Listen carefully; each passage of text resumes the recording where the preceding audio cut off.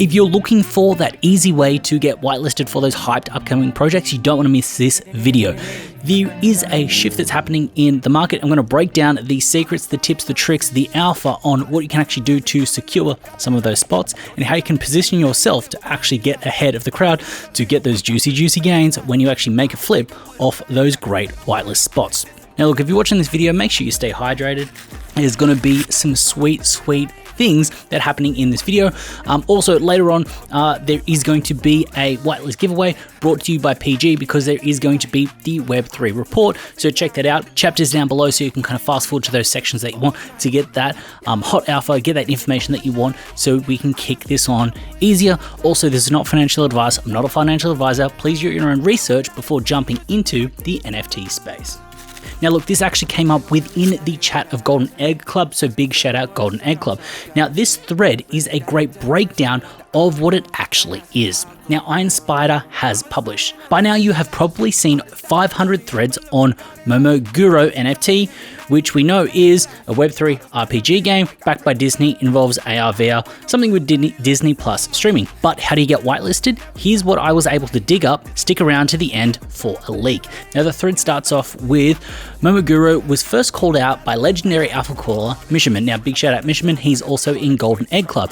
He then goes on to say that early alpha that writing threads about project spread like wildfire, which is why this thread is probably the 500th you've seen. Now look, basically what this thread says is it says that threads of Momoguro would actually give you the ability to get whitelisted, and that's why people were actually kind of writing thread after thread about this project, because the project knew that this was a great way to kind of get exposure. He then goes on to say that how can you stand out from the pack? Memes. Yes, I said memes. A little birdie told me that memes will be considered for whitelist, so get your meme caps on and start dropping some meme bombs. He then also said memes not your thing, fan art is another route. Whatever you do, be creative, help the project grow, spread the word.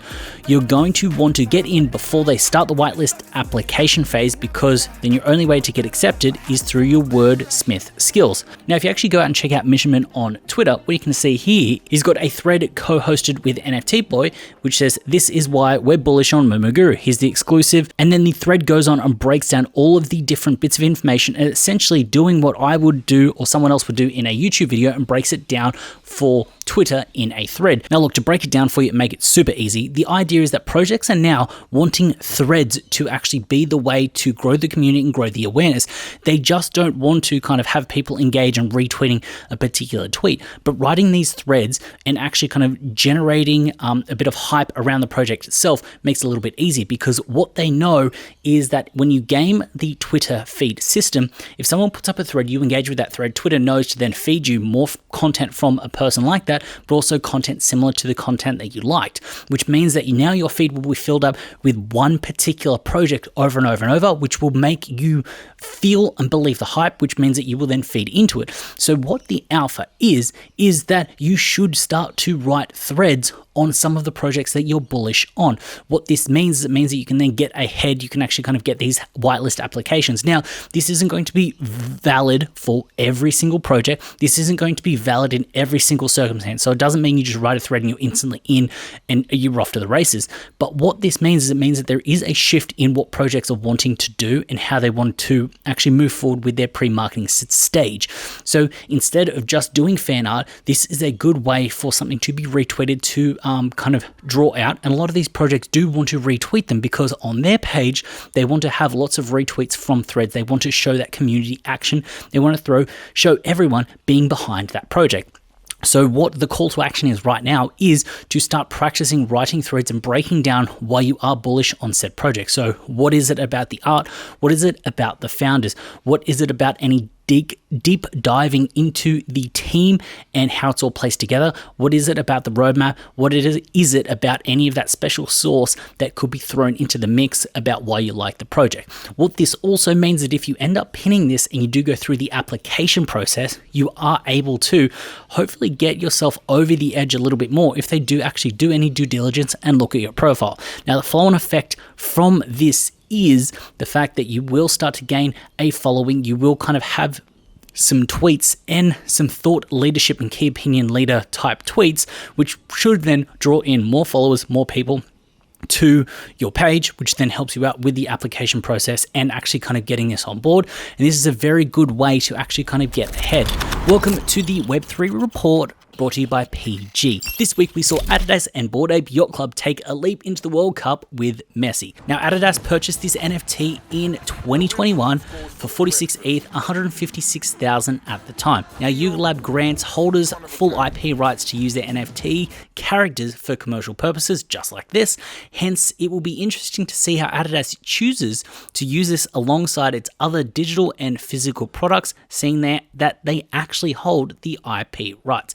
Now, what I think this means longer term is it almost gives permission for other Web2 brands to buy into a blue chip pillar project and use those IP rights to kind of jack the culture and kind of get a bunch of attention, get all us sort of crypto NFT guys speaking about it. And I think it is very interesting. Now, look, if you have a Web2 brand that you would like to bring over to Web3, PG specializes in just this kind of thing. If you want to get in contact with PG, there is a link for their Twitter account down below. Head over to Twitter, send them a DM, and they will be in touch. A great segue from Adidas is into Nike, and Nike has created .swoosh. Now this is their new platform that will be home to Nike's virtual footwear, apparel, and accessories. The vision is to build a Web3 presence for the brand, and this is almost going to be the hub for them to do it, and it should be easier for the general sort of Web2 public to actually come on board, because they are used to websites, they are used to credit cards, they are used to those types of things. They're not really used to kind of diving into MetaMask, into OpenSea, and also mint sites to actually kind of engage in buying products that way. Now look, this almost parallels with what Reddit is doing in trying to simplify the process for those Web2 consumers coming over to Web3. Now .swoosh is in its beta and it is an invite only, so don't expect to kind of go there and cop some very hot stuff right now, but it is a step in the right direction. Work out the kinks, work out the bugs, and then move it forward for a bigger release. Now, as always, we are going to be doing a whitelist giveaway brought to you by PG. PG have given me away 3 spots to give away for the upcoming project Passengers.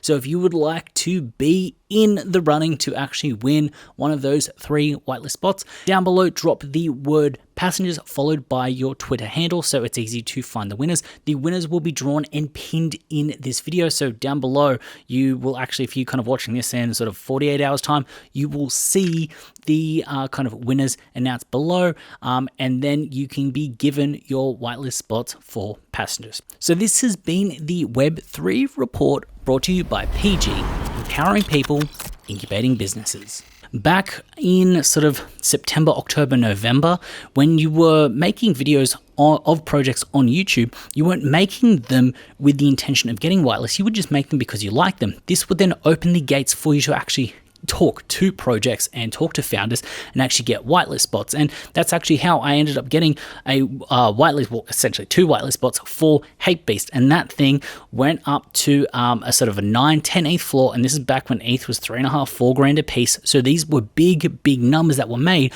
because the content that was put out was organic. It was authentic. It played into building the brand of that project, but it was doing it in a way that made sense. And it wasn't doing it for the whitelist to actually kind of make that flip or make that gain or get into that project, but it was made in a way that was forefront and putting into the ecosystem, which meant that you paid back dividends because the project wanted to reward those people that were very bullish on that project. Full disclosure, I did get 2 for Hape. I ended up selling 1 for a flip, and I'm actually holding 1 still right now.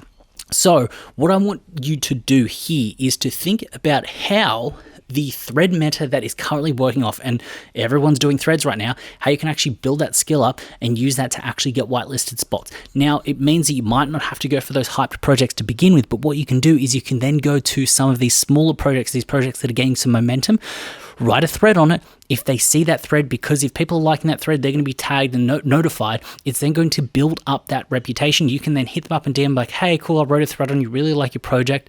If there's a whitelist spot or hey, whatever, like I'd love to kind of just, I can't wait to be in the community. You reaching out, they're going to see that, they're going to go, hey, this person's dedicated, bang, hand over the whitelist spot. When someone looks at someone like me and they go, hey, Nate, how are you getting some of these whitelist spots? What are you doing? It's because I have a platform, because I have a voice.